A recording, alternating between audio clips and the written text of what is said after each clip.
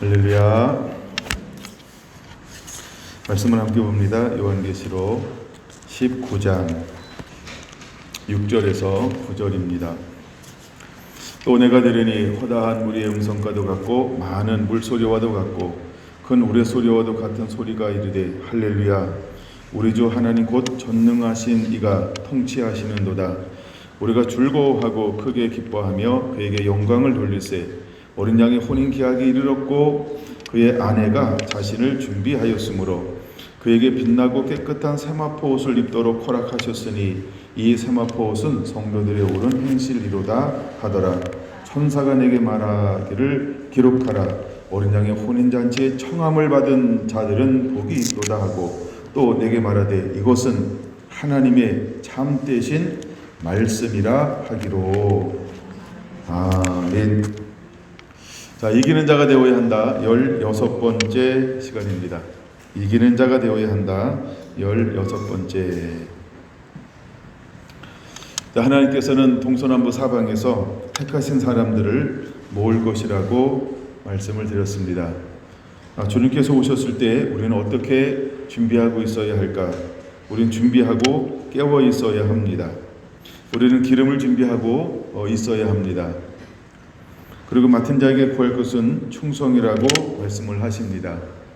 기름 준비란 무엇일까? 말씀대로 살아가는 옳은 행실인 것입니다. 자, 우리는 말씀대로 사는 자들이 되어야 합니다. 주님은 말합니다. 너희는 세상의 빛과 소금이다 라고. 빛이란 무엇일까요? 착한 행실을 보고 많은 사람들이 주님께로 돌아오는 것입니다. 그러므로 우리는 말씀대로 삶을 사는 그 나라와 의를 구하는 자가 되어야 합니다. 자, 이제 우리는 땅의 것을 버리고 위의 것을 바라보는 삶을 살아야 합니다. 그래서 주님은 우리에게 예수 그리스도로 옷 입으라 말씀하시고 있습니다. 말씀으로 사는 것, 즉 기름 부음 준비하는 것은 옳은 행실입니다. 우리는 옷을 입어야 합니다. 주여 주여 하는 자마다 천국에 들어갈 것이 아니고 다만 하늘에 계신 내 아버지의 뜻대로 행하는 자라야 들어가리라 말씀을 하고 있습니다. 이제 우리는 하나님의 뜻대로 행하는 자가 되어야 할 줄로 믿습니다. 마태복음 25장을 좀 더 나누어 보려고 합니다. 마태복음 25장 두 번째 비유는 달란트 비유입니다. 15절 각각 그 재능대로 한 사람에게는 금 5달란트를, 한 사람에게는 2달란트를, 한 사람에게는 1달란트를 주고 떠났다라고 말합니다. 감당할 수 있는 능력이 있습니다. 그래서 달란트를 나누어 주었던 것입니다. 21절 5달란트 받은 자입니다. 그 주인이 이르되 잘하였도다. 착하고 충성된 종아, 내가 적은 일에 충성하였음에 내가 많은 것을 내게 맡기리니 내 주인의 즐거움에 참여할지어다 라고 말하고 있습니다. 우리가 볼 때 5달란트 어마어마하게 많은 거죠. 1달란트도 수억 원인데 5달란트 그러면 몇십억 원을 맡긴 겁니다. 근데 주인은 돌아와서 그에게 뭐라고 말하고 있냐 하면 작은 일에 충성하였다라고 말하고 있습니다. 주인이 볼 때는 다 똑같은 것입니다. 각각 재능대로 주었어요. 재능에 비하면 5달란트는 작은 것이라는 것입니다. 재능에 비하면 그에게 맡겨진 것은 작은 것을 맡겨준 것입니다. 23절 이렇게 말합니다. 주인이 이르되 잘하였도다. 착하고 충성된 종아, 내가 적은 일에 충성하였음에 내가 많은 것을 내게 맡기리니 내 주인의 즐거움에 참여할지어다. 주님은 우리에게 재능이 있음에도 불구하고 어떤 것을 맡길까? 작은 것을 맡긴다라고 하는 것입니다. 여러분, 작은 것을 맡겼습니다. 근데 그는 무엇을 했을까? 착하고 충성된 종이라고 말합니다. 착하다, 충성되다. 무슨 의미가 있을까요? 그는 말씀대로 사는 사람이었다라고 하는 것입니다. 그는 자기의 생각이나 방법으로 하지 않았습니다. 그는 맡긴 것에 대해서 그대로 사용하기 시작했습니다. 여기서 말하는 장사하고라고 하는 것은 사용하다라고 하는 것입니다. 여러분, 장사라고 하는 것은 밑질 수도 있고 이윤을 남길 수도 있습니다. 그러나 밑지는 것, 이윤을 남기는 것은 무엇을 해야만 가능하냐 하면 장사, 즉 사용해야 한다는 것입니다. 여러분, 우리가 가진 것을 사용한다는 것은 밑질 수도 있고 이윤을 남길 수도 있습니다. 근데 주인이 우리에게 요구하는 것은 무엇이냐 하면 너는 그것을 사용하는 자가 되라 라고 말하고 있는 것입니다. 하나님은 말합니다. 주는 것이 받는 것보다 복이 있다라고. 하나님은 말합니다. 하늘의 미랄이 땅에 떨어져 썩지 않으면 하늘 그대로 있고 썩으면 많은 열매를 맺는다고. 주님은 말합니다. 신명기 28장 내 하나님의 말씀을 가지고 행하는 자 하나님께서 놀라운 축복을 주시겠다라고 말씀을 하고 있습니다. 우리가 들어가도 나가도 복을 받는 방법은 하나입니다. 하나님의 말씀을 사용하는 것입니다. 여러분이 달란트 비유는 우리에게 무엇을 주고 있을까? 마지막 주님께서 오셔서 계산하자. 마지막 주께서 오셔서 우리에게 깨끗하고 흰 세마포 옷을 입혀 주실 것입니다. 그것은 무엇일까요? 착한 행실, 옳은 행실은 무엇일까요? 바로 내게 맡겨진 것을 가지고 사용하는 것입니다. 이 사람들이 주님을 신부가 되어서 신랑 되신 예수님을 맞이할 수 있게 될 것입니다. 여기는 주인의 마음을 시원케 하지 않고 충성되지 않은 악하고 게으른 종에 대해서도 소개를 하고 있습니다. 하여간 그는 한 달란트를 받았습니다. 근데 그는 25절 이렇게 말합니다. 두려워하여 나가서 당신의 달란트를 땅에 감추어 두었다라고 말입니다. 그는 한 달란트를 그대로 가지고 왔습니다. 남긴 것도 아니고 손해본 것도 아니고 그냥 그대로 가져왔습니다. 여러분, 우리의 생각에는 그대로 가져왔으면 잘했다 라고 이야기할 수 있을 것만 같았습니다. 근데 주인은 전혀 다른 이야기를 하고 있다라고 하는 것입니다. 26절 이렇게 말한다는 거죠. 그 주인이 대답하여 이르되 악하고 게으른 종아, 나는 심지 않은 데서 거두고 해치지 않은 데서 모으는 줄로 내가 알았느냐? 그러면 내가 마땅히 내 돈을 취리하는 자들에게나 맡겼다가 내가 돌아와서 내 원금과 이자를 받게 하였을 것이니라 하고 라고 말입니다. 여러분, 주님 우리에게 맡긴 이유가 있습니다. 왜 주님께서 우리에게 재능을 주었을까? 은사를 주었을까? 왜 주님은 우리를 사랑하셔서 우리에게 많은 은사와 때로는 한두 개나 아니면 한 개나 왜 이런 은혜를 주었을까? 이것은 무엇하라고 준 걸까요? 우리가 말씀을 듣고 은혜를 받았습니다. 그 말씀이 깨달아지는 이유는 어디에 있을까? 그 말씀을 가지고 살아라, 이런 의미가 있는 것입니다. 여러분, 주인은 우리에게서 무엇을 요구하는지를 깨달아야 합니다. 우리가 말씀을 깨달았으면 그대로 살기를 주님은 원하고 있습니다. 여러분, 이스라엘은 하나님께서 눈 멀고 귀 멀고 마음이 우둔하게 만들었습니다. 그러나 이방인들에게 하나님께서는 복음이 전파가 되게 하셨고 성령에 의해서 수많은 사람들이 그 말씀을 듣고 깨닫고 보기를 원하셨습니다. 그래서 귀 있는 자는 성령이 교회에 하신 말씀을 들을지어다. 여러분, 우리에게는 이미 기회가 주어졌습니다. 어쩌면 우리는 다른 사람에 비해서 5달란트를 주셨을 수도 있고 4달란트를 주실 수도 있습니다. 그럼 우리가 그 받은 것 가지고 무엇을 해야 할까? 우리는 사용하는 자가 되어야 한다는 것입니다. 오늘 여기 모인 성결한 성도 한 분 한 분들은 각각 분량은 다르지만 무엇인가를 다 받았다라고 하는 것이죠. 그럼 우리가 받은 것 가지고 우리는 무엇을 해야 할까? 우리는 그것을 사용하는 자가 되어야 합니다. 제가 가끔 이런 말씀을 나누다가 이런 비유를 합니다. 저는 하나님께 여러 가지를 받았습니다. 저는 하루 종일 말씀을 나눠도 어쩌면 그것이 본전치기일지 모릅니다. 왜냐하면 저는 많은 것을 받았습니다 라고 비유하곤 합니다. 제가 끊임없이 사역을 해도 어쩌면 저는 피곤함을 떠나서 그렇게 해야만 하나님이 내게 맡긴 분량을 감당하는 것일지 모릅니다. 그러나 내가 6일 동안 열심히 하고 하루를 쉰다 그러면 쉬는 하루가 어쩌면 주님 앞에는 악하고 게으른 종이 될 수도 있다는 것이죠. 왜냐하면 주님은 내게 맡긴 이유가 있다는 것이죠. 왜 맡겼을까요? 너 그것 가지고 생명을 살리는 자가 되어야 한다. 남기는 자가 되어야 된다. 사용하는 자가 되어야 한다. 라고 말입니다. 우리가 받은 것을 사용하지 않으면 주님은 분명히 말할 겁니다. 악하고 게으른 종아 라고 말입니다. 여러분, 하나님은 우리에게 많은 것을 주시면 뭘 요구할까요? 주신 만큼 요구하신다는 겁니다. 남기고 안 남기고가 초점이 아닙니다. 주님의 초점은 어디에 있을까요? 분명히 26절에 말합니다. 악하고 게으른 종아라고 말입니다. 악하고 게으른 종이라고 표현하는 데는 사용하지 않은 것에 대해서 말하고 있는 것입니다. 심지 않은 데서 거두고 해치 않은 데서 모르는 줄로 알았더냐? 라고 하는 것도 사용하지 않은 것에 대한 초점입니다. 오늘 우리가 무엇인가 받았습니다. 그럼 우리는 받은 것을 사용하는 자가 되어야 한다는 겁니다. 이것이 바로 세마포 옷입니다. 이것이 신랑이 오실 때 우리에게 입혀줄 세마포 옷, 즉 성도들의 옳은 행실이라는 것입니다.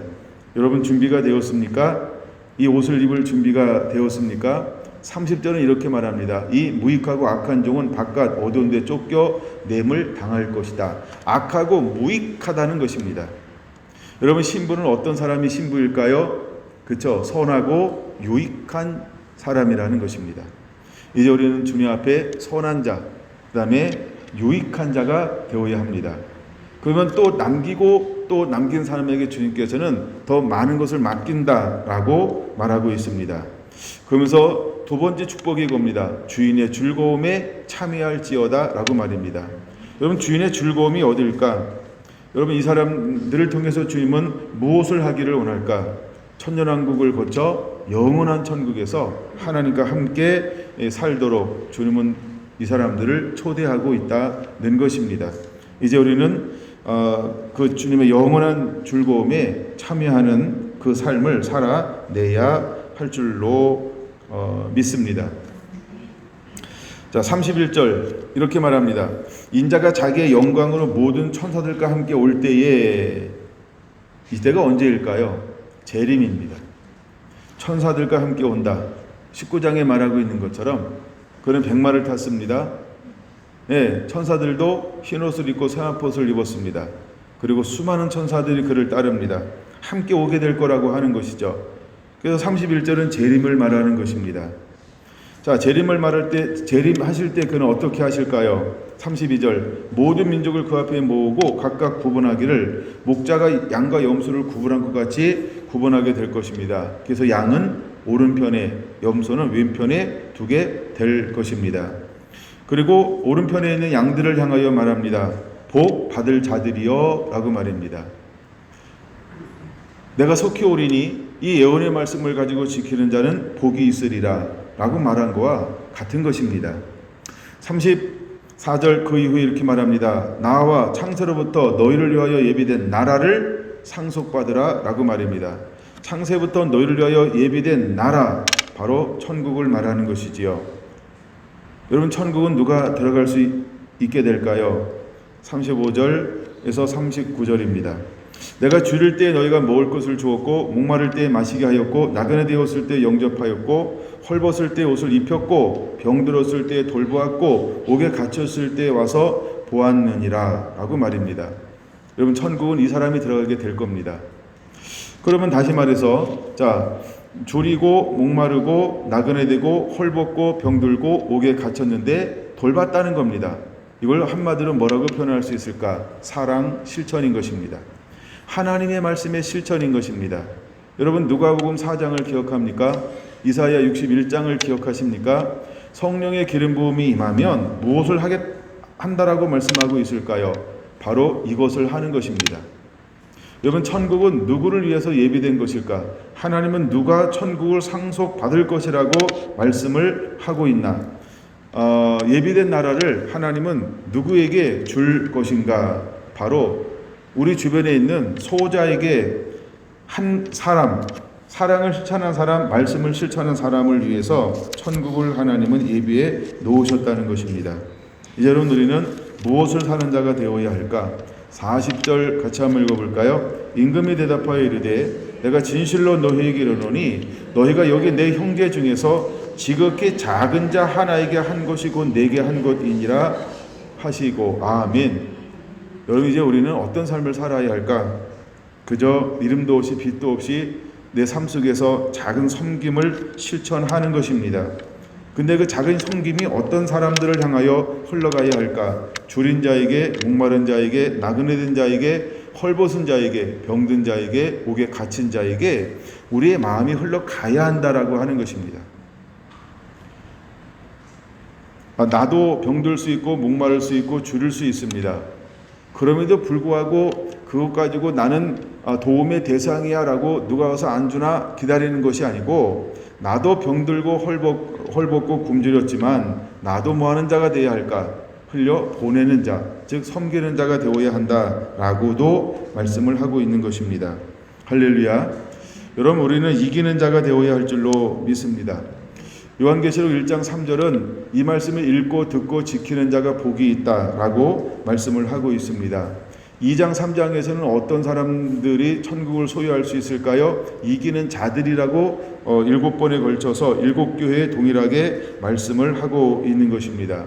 그럼 마태복음 25장 세 가지 비유는 어떤 비유일까요? 이기는 자가 되라 라고 하는 것입니다. 천국은 누구의 것이냐 하면 이기는 자의 것이다 라고 하는 것이죠.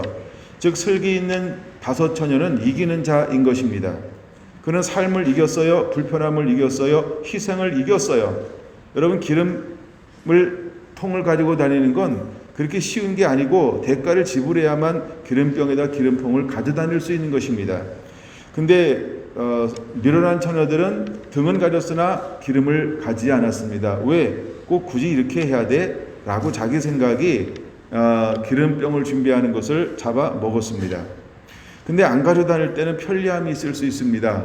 그러나 주님은 언제나 우리가 무엇하고 있기를 원한다고요? 준비하고 있기를 원한다는 것입니다. 즉 말씀을 살고 있으라는 것입니다. 어떤 사람들이 물어보는 것 중에 하나가 뭐냐면, 주님이 언제 오실까요? 지금 나는 어느 시점에 있습니까? 라는 질문을 합니다. 그래서 이렇게 생각할 수 있다라고 하는 것이지요. 만약에 주님께서 3년 후에 오신다고 한다면 내가 2년 6개월 동안 열심히 내가 하는 대로 하고 6개월 동안 빡시게 회개할 거야 라고 할 수 있다는 것이죠. 왜 하나님은 시와 때를 가르쳐 주지 않았을까요? 아시는 겁니다. 아시는 겁니다. 여러분, 사람은 속일 수 있으나 하나님은 속일 수 없습니다. 그래서 하나님은 마음의 중심을 보신다라고 말씀하고 있고, 하나님은 열매를 보고 본다라고 말씀하고 있는 것입니다. 우리는 비슷한 나무일 수는 있습니다. 우리는 열매가 맺히는 것처럼 보일 수도 있습니다. 그러나 결실하지 못한다는 것을 미련한 사람은 깨닫지 못한다는 것이지요. 그러나 좋은 열매를 맺는 나무는 처음부터 끝까지 일관되게 좋은 나무라는 것을 우리는 간과한다는 것입니다. 여러분들이 그리스도 예수 안에 있으면서 우리는 지금부터 좋은 나무여야 합니다. 내 성향은 좋은 나무여야 한다는 겁니다. 내게 흐르는 진액은 좋은 나무의 진액이어야 한다는 겁니다. 내가 만들어내는 모든 잎사귀는 좋은 잎사귀여야 한다는 겁니다. 내가 만들어내는 꽃도 좋은 향기여야 한다는 겁니다. 내가 만들어내는 모든 열매는 다 좋은 것이어야 한다는 겁니다. 어떤 특정한 것만 좋은 것이 아니라는 것입니다. 내 삶 전부가 좋은 것이라는 겁니다.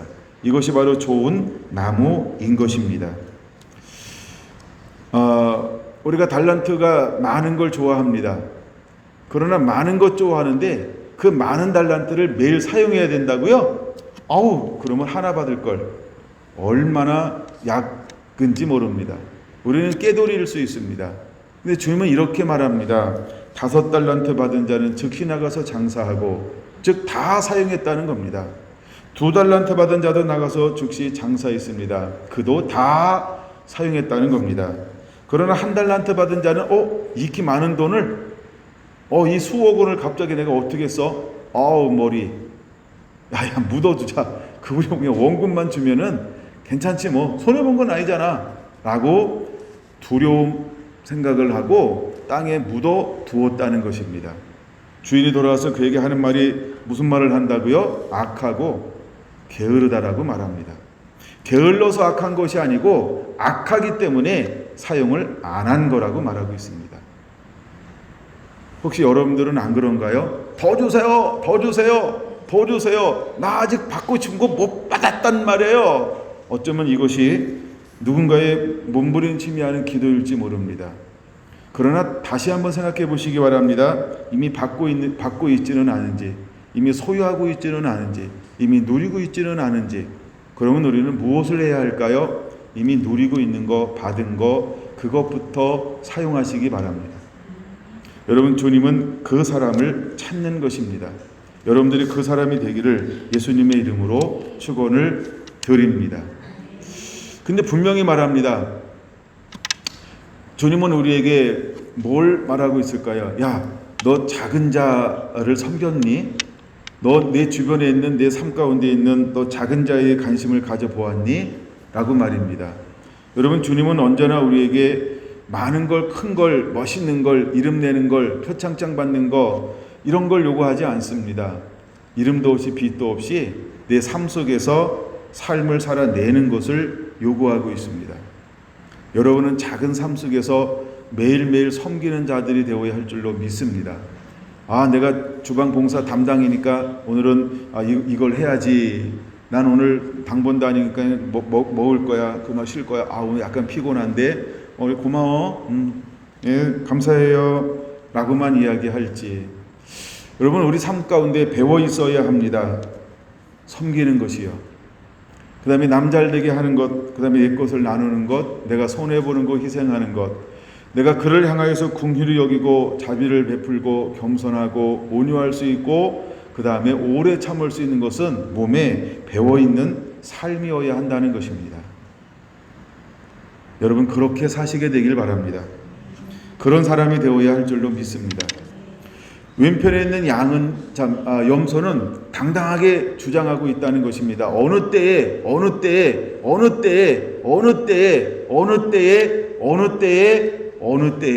여섯 번이죠? 더 했나요? 예, 하여간 어느 때에 주님께서 그렇게 하셨어요. 주님이 그러셨으면 내가 주님은 돕지요, 섬기죠, 돌보죠. 물을 나눴을 것인데, 옷 하나 더 사왔을 것, 최고로 사왔을 것인데 내가 못 봤네요, 못 들었네요. 이것이 바로 염소 편에 있는 사람들이라는 것입니다.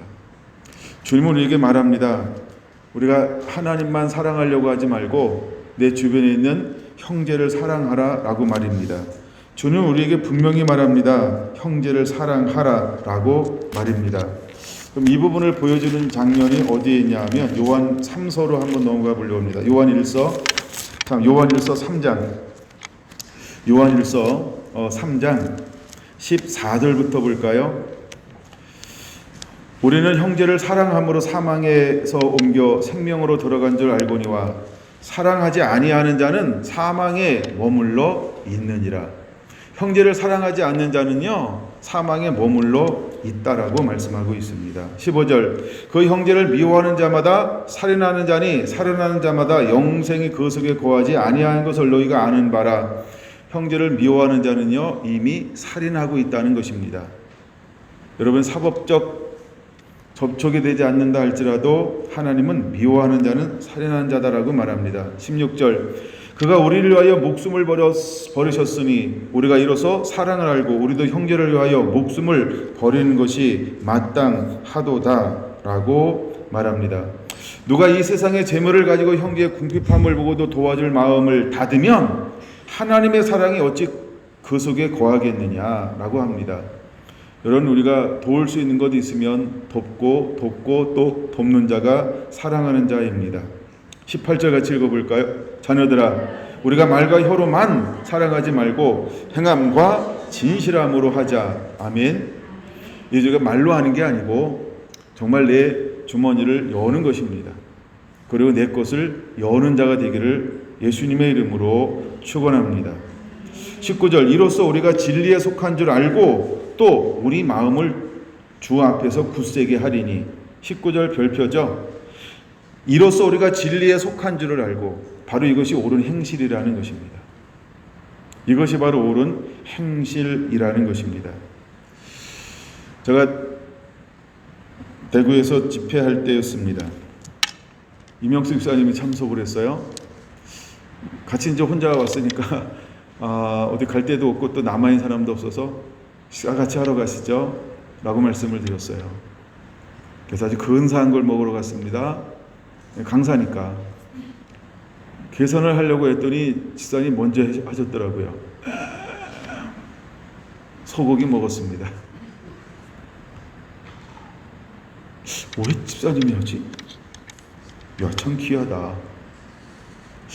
어제 엄청 나왔을 텐데. 그 다음날이 되었습니다. 어딜 갈까 또 물어보는 거예요. 어제 그 집 맛있던데요? 오늘은 제가 살게요 하고 갔습니다. 내가 계산하기 전에 어제 계산했던 분이 또 계산했습니다. 같은 분이 계산했죠? 이해하는 거죠? 못할까봐 내가 또 이렇게 이야기합니다. 뭘 먹었다고요? 아주 비싼 소고기 먹었습니다. 그러나 내가 대접하고 싶었습니다. 근데 또 대접을 했습니다. 나중에 그분이 이런 말씀을 하시더라고요. 저는 한 번도 강사님을 대접한 적이 없고 한 번도 목사님을 이렇게 대접한 적이 없습니다. 그래서 대접해보고 싶었습니다. 가서 우리 남편 되는 집사님이 잘 보나? 내가 아무리 생각을 해도 제 생각에는요, 이걸 한 번도 살기도 힘든 환경일 거라 생각이 들었고, 2번 사는 것은 이것은 더더욱 힘든 환경이라고 생각을 했습니다. 근데 그는 너무 행복해 했습니다. 내가 계속 모습을 지켜봤습니다. 혹시라도 뒤에서 남 볼 때 찡그리나. 근데 너무 행복해 하는 겁니다. 그리고 그 이후에 몇 번 이런 기회가 더 있었습니다.